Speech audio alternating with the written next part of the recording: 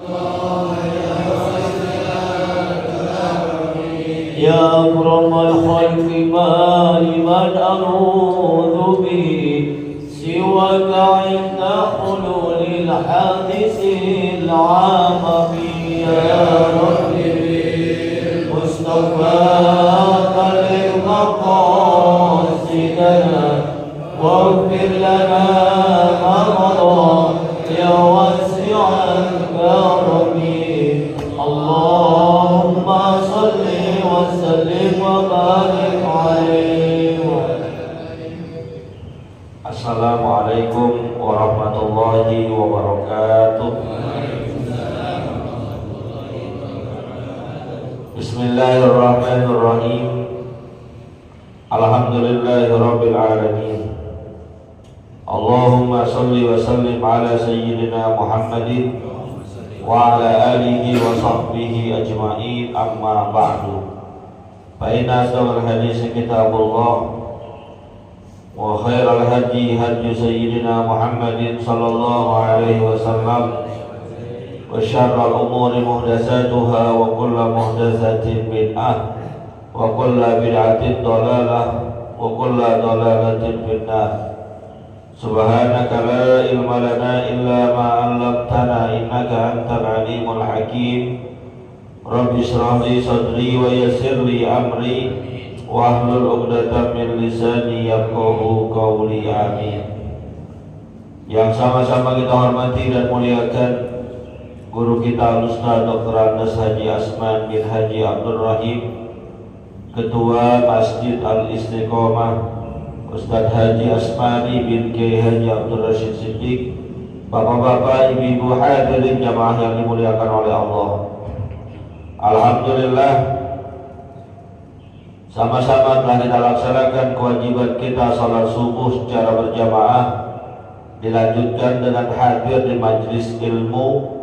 Mudah-mudahan rangkaian ibadah ini diterima dan dilipat gandakan pahala oleh Allah Subhanahu wa taala. Amin ya rabbal alamin. Lanjutkan bacaan kita. Bismillahirrahmanirrahim. Tsumma inna farraqaz zakata 'alal ladzina katabahu Allahu lahum wa humul mawjuduna minal asnafi tsamaniyah. Atabahu Allahu thawaban 'azima wa athaba ahla zakati kadzalika. Wa in farraqaha ala ghairi man amara Allahu bi tafriqiz zakati 'alaihim fi kitabihi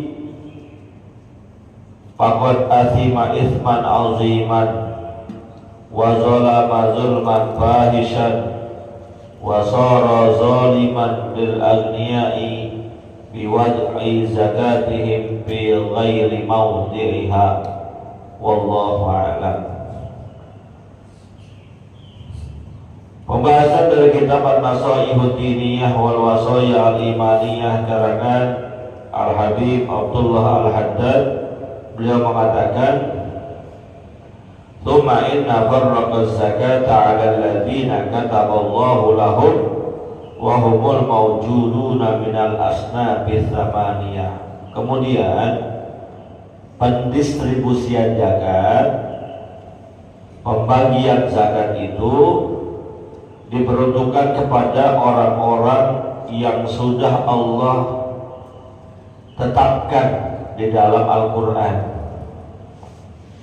Minal asnafi tsamaniyah, yang kita sebut dengan 8 golongan orang yang berhak menerima zakat.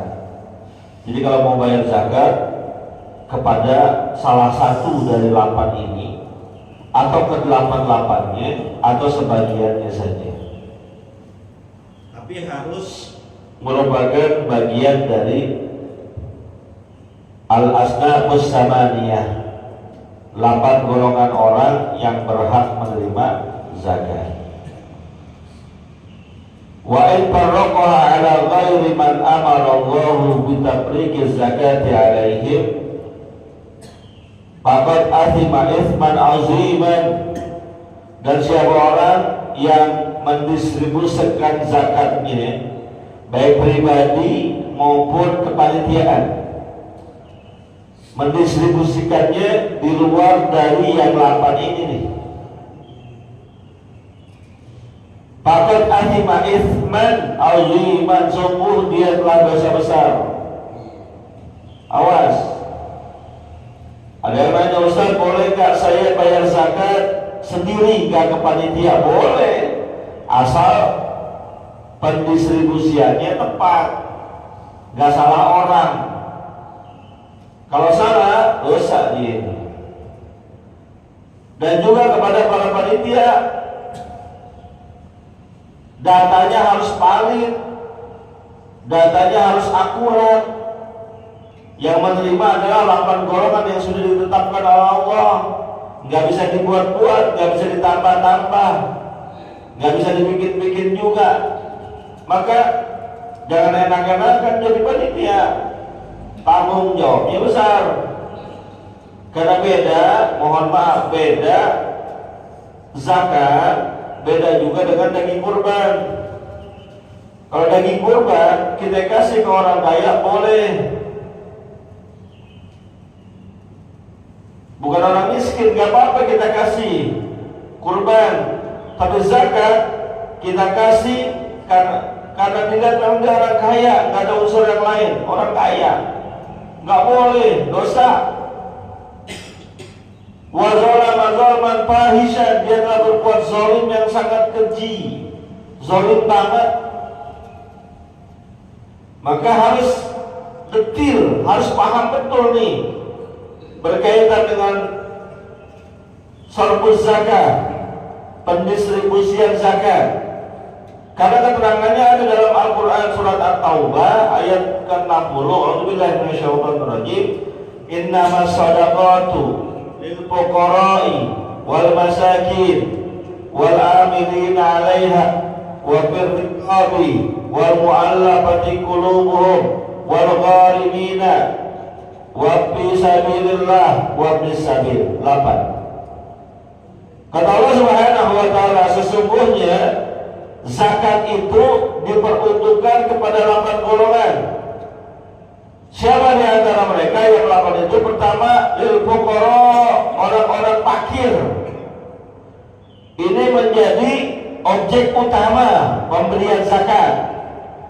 Dahulukan yang fakir dibandingkan yang lainnya. Siapa itu orang fakir? Orang yang tidak memiliki penghasilan tetap dan dia tidak mampu mencukupi kebutuhan dirinya ataupun keluarga yang ditanggungnya. Dia nggak punya penghasilan tetap, serabutan, kadang kerja, kadang kagak. Tapi catatannya dia nggak bisa mencukupi kebutuhan dirinya dan keluarganya. Kalau ada orang, mohon maaf, tidak memiliki penghasilan tetap, tapi ternyata dia punya, sekalinya dapat gede, misal tukang ngobek tanah. Emang kerjaannya kan ngobek tanah nggak tetap itu. Kalau lagi ada, kakak-kakak. Tapi sekali tebus 10 miliar, tebus lagi 5 miliar, ya yang kayak gitu malah nggak dapat. Jadi kategori fakir, orang yang tidak memiliki penghasilan tetap ataupun pekerjaan tetap dan nggak bisa memenuhi kebutuhan dirinya atau keluarga yang ditanggungnya. Fakir tuh. Berarti benar-benar di bawah garis kemiskinan. Yang kedua, wal masakin, orang-orang miskin. Kalau fakir tadi lebih miskin daripada miskin. Saya sekarang miskin. Apa itu miskin? Orang yang memiliki penghasilan tetap ataupun pekerjaan tetap, tapi tidak terpenuhinya kebutuhan dirinya dan keluarga yang ditanggungnya. Miskin tuh. Ada sih nggak miskin Pak Ustaz, mobil ada, motor ada, handphone ada, TV ada di rumahnya, kulkas gede. Itu nggak bisa jadi ukuran. Kenapa? Karena orang sekarang gaya hidupnya tinggi. dia tekor akar sohor. Kalau giliran gaya nggak mau kelihatan miskin, giliran pembagian aja yang ngaku, gua orang miskin gua. Kadang orang punya motor dipaksain punya kredit untuk kerja dia, ngojek dia, maka nggak jadi patokan. Punya kulkas, penghasilan dari bosnya dulu, dia kerja sekian tahun, bosnya resign, berhenti kerjaannya, ada barang-barangnya lu bawa dari, maka itu nggak jadi patokan. Yang jadi patokan adalah jika penghasilannya tidak mencukupi kebutuhan dirinya dan juga kebutuhan buat keluarganya, maka itu adalah miskin. Dan itu memang harus benar-benar kita teliti itu, harus tahu tuh, peka tuh. Misalnya kebutuhan satu keluarga hidup di Jakarta sebulan berapa duit? Anak dua 10 juta. Berapa? 6 juta. Cukup 6 juta gak? Dia gaya hidup normal, bukan gaya hidup hedon. Dia, istrinya, dua anaknya, kebutuhan makannya, kebutuhan sekolahnya, kebutuhan tempat tinggalnya, pokok, sandang, pangan, papan, pakaiannya, tempat tinggalnya, kontrak 2 juta,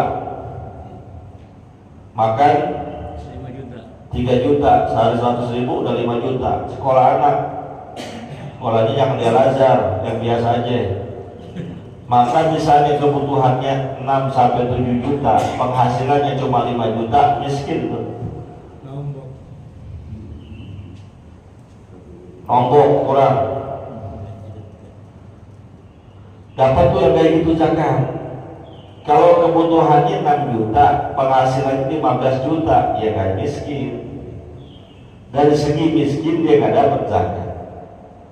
Jadi fakir, miskin. Ada Pak Ustaz sih, dia kelihatannya nggak miskin, cuma rewel banget. Sama panitia zakat ngungsungin banget. Kok saya nggak dapat saya? Kasih apa jangan yang begitu? Saya nggak dapat Pak Ustaz. Emang ada miskin? Iya saya miskin. Boleh miskin itu didasari atas dasar pengakuan. Karena kita nggak tahu aslinya penghasilan dia berapa. Saya miskin Pak Ustaz. Maka berdasarkan pengakuan itu dia ngaku miskin, kasih.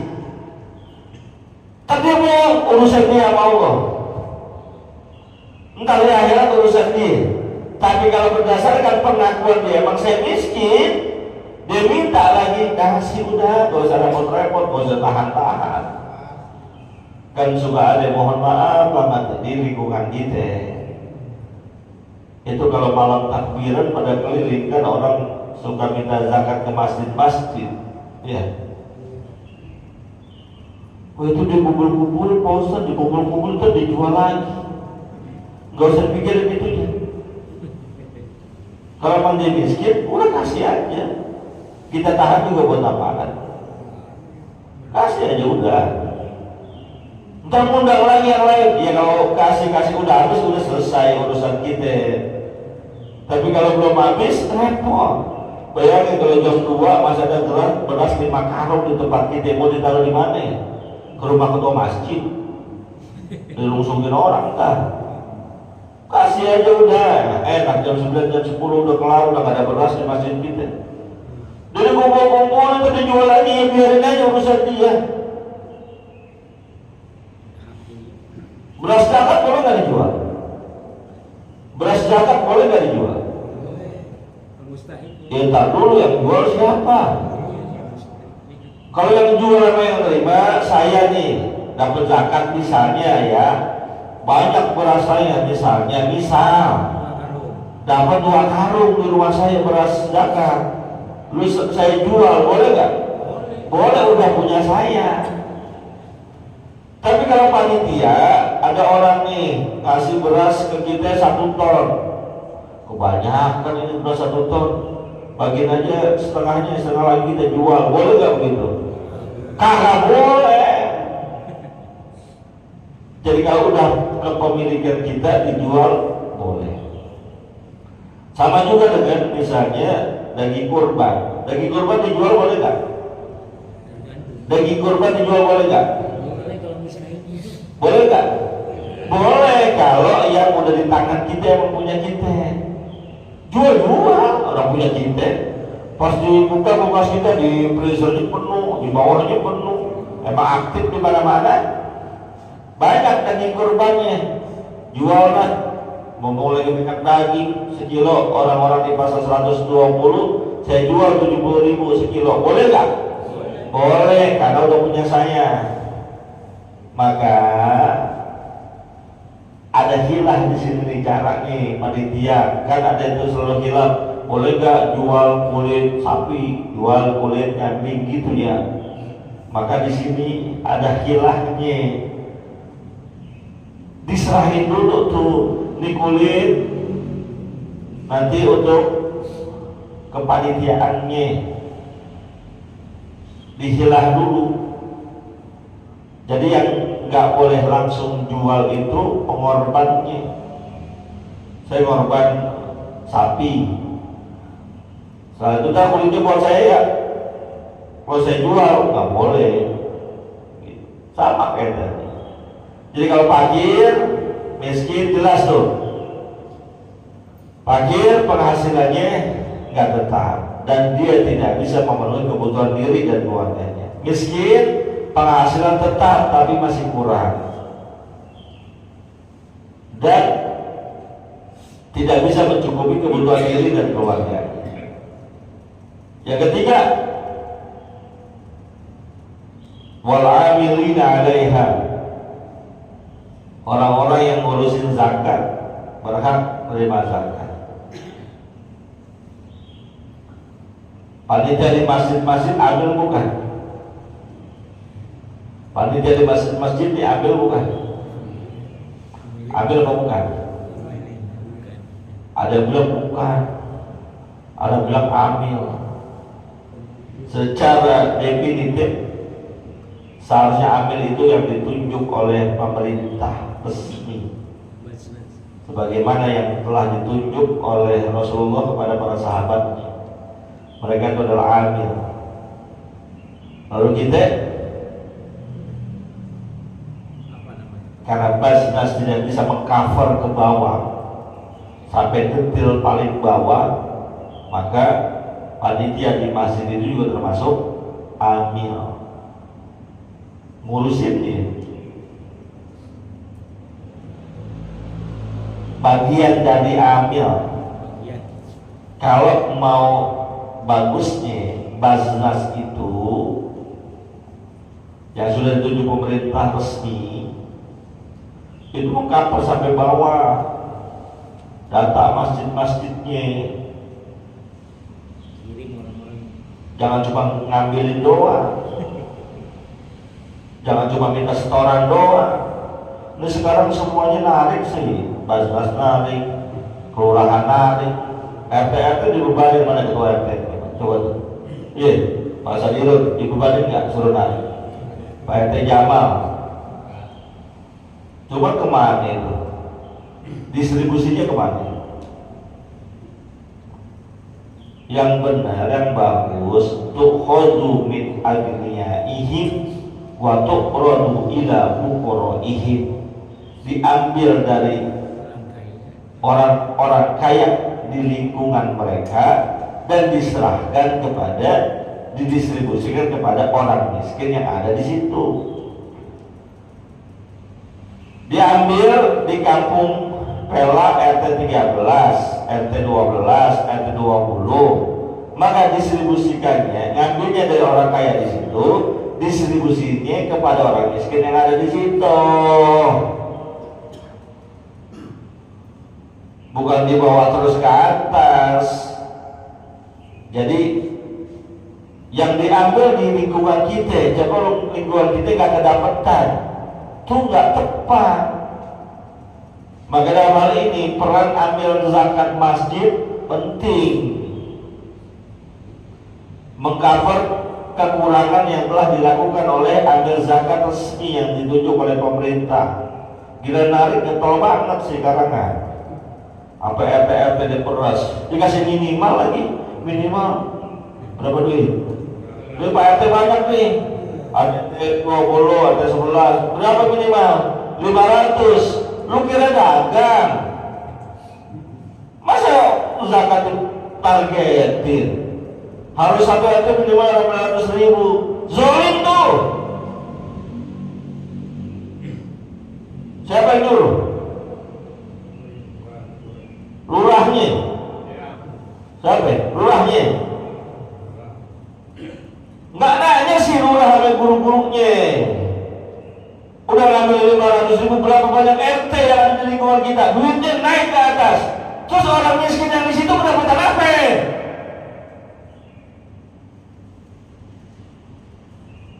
Serba salah jadi RT, nurutin. Gatel kita dongkol, kagak nurutin, rewel banget. Coba sekali-kali gitu kompak, RT 11, 20, 11, RT 13, nggak usah nyetor, saya pengen tahu diapain. 500.000. Ya Allah ya Rob. Udah gitu kabarnya lagi. Saya sih nggak dapat pasti, cuman kabarnya. Mudah-mudahan bukan bagian dari suuzon saya. Kabarnya itu kalau sampai target dia dapat komisi. Kabarnya begitu. Saya bilang dia kok jadi dapat komisi? Urut saja dari mana? Betul nggak kayak gitu?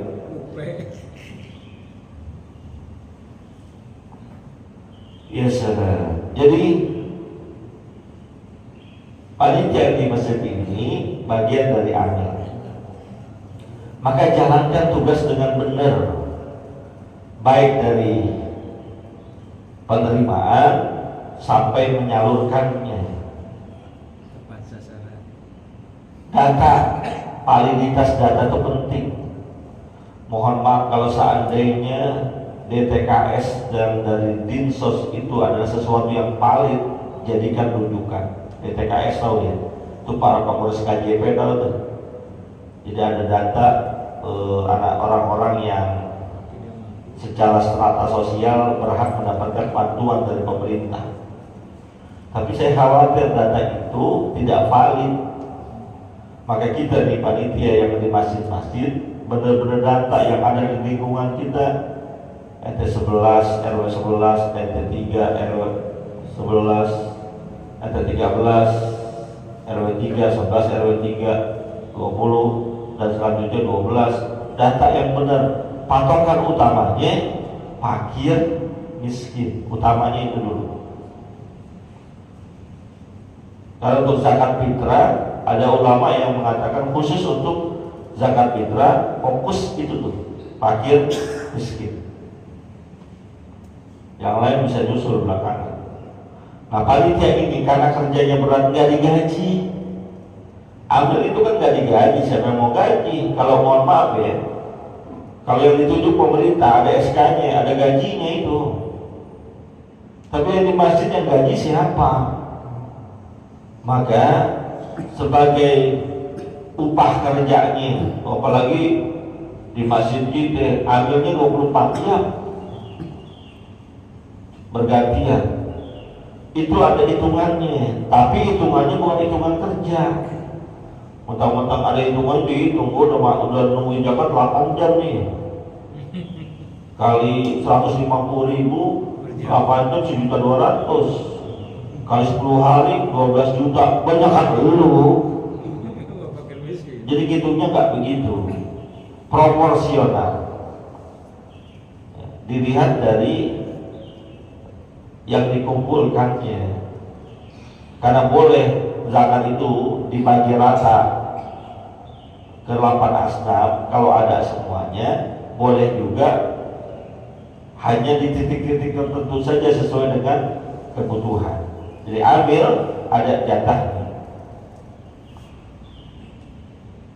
Yang keempat, wal mu'allafati qulubuhum, orang-orang yang hatinya masih lemah. diidentikan dengan orang yang baru masuk Islam. Dulu zaman Rasulullah, para petinggi suku, kepala-kepala sukunya, walaupun mereka memiliki kemampuan ekonomi tinggi, mereka dikasih zakat. Kenapa? Karena untuk menguatkan hatinya. Baru masuk Islam, menguatkan hatinya. Dan mu'alaf itu ada batasannya.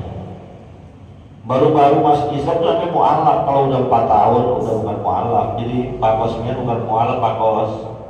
Iya, jadi kita gak dapat zakat, enggak. Kenapa yang awal-awal?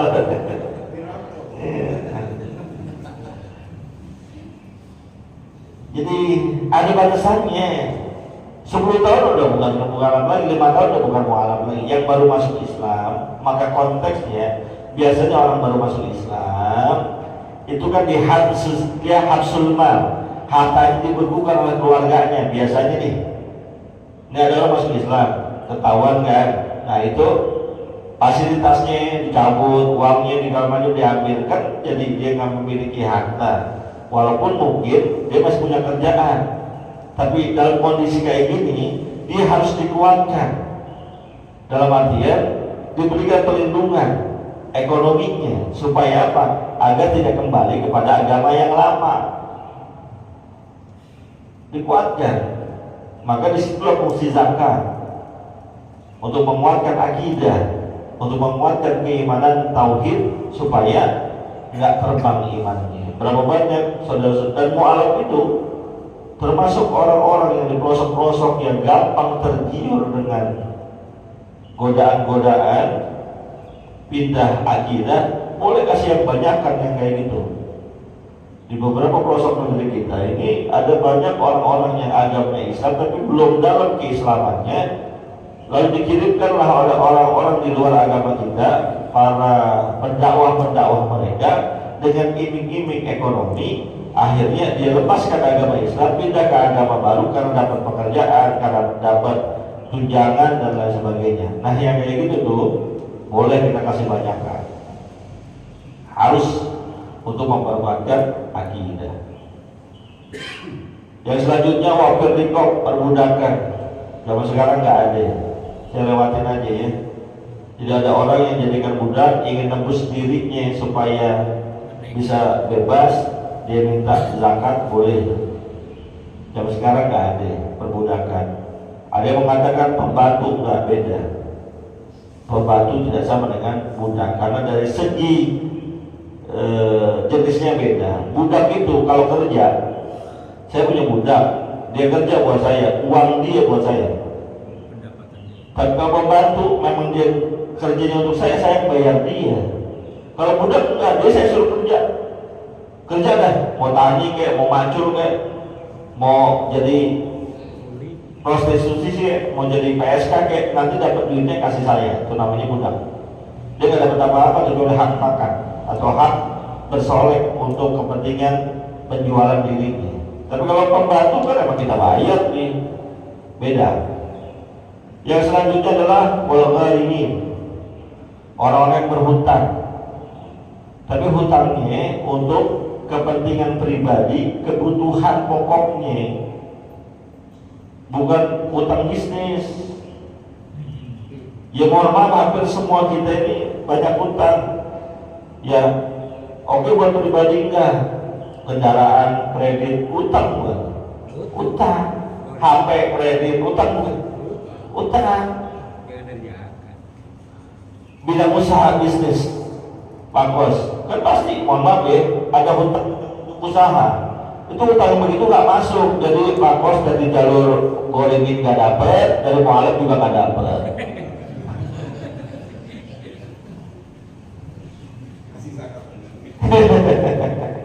Gitu. Jadi hutang yang untuk kepentingan pribadi, kebutuhan, itu boleh dapat zakat. Atau hutang nalangin kepentingan umum. Masjid misalnya ini punya hutang pembangunannya, tapi alhamdulillah masjid kita nggak punya hutang ya. Misalnya masih punya utang dengan material 100 juta.